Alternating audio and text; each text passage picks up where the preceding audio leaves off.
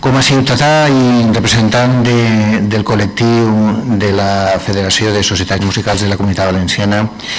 sempre he trobat a faltar diverses coses al nostre sistema democràtic. La primera són la mancança de polítiques de consens,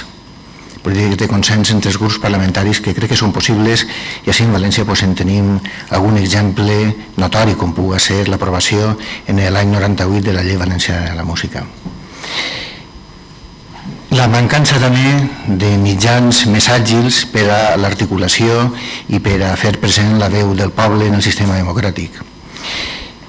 I en tercer lloc també la mancança d'una verdadera articulació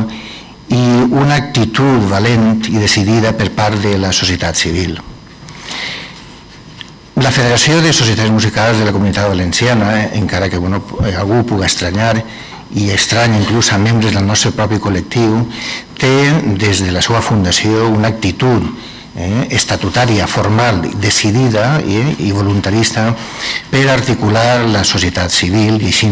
crec que ho hem fet en major o menor mesura depenent de les persones que estaven al front. Ho fèrem en un moment complicat, l'any 2010, quan el Consell de la Generalitat Valenciana va intentar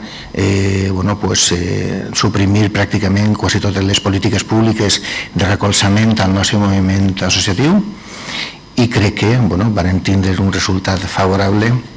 i ho hem decidit també de forma important recolzar aquesta iniciativa popular que ens pareix també important i en la que estem molt contents, perquè crec que fa palès que aquesta societat que ens pareixia que estava un poc dormida té força i pot manejar-se quan ho considera necessari. Crec que hi ha una assignatura pendent que crec que en aquest cas ens reconforta,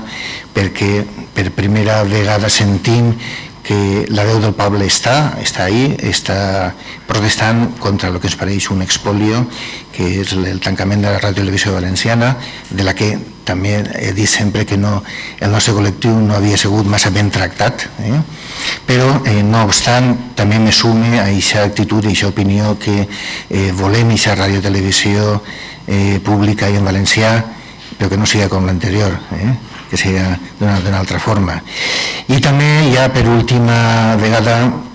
encara que l'última vegada avui no m'ho cansaré de repetir-ho, adreçada a qui tingui que escoltar-ho, que és moment ja, d'una volta per totes, d'escoltar la veu del poble, i això és la veu del poble. Vull felicitar a totes les persones que han fet possible aquesta iniciativa, els que han treballat en la consecució de les signatures, i també a aquelles persones que han tingut a bé signar una proposta que es pareix molt important en la història de la nostra autonomia. Moltes gràcies.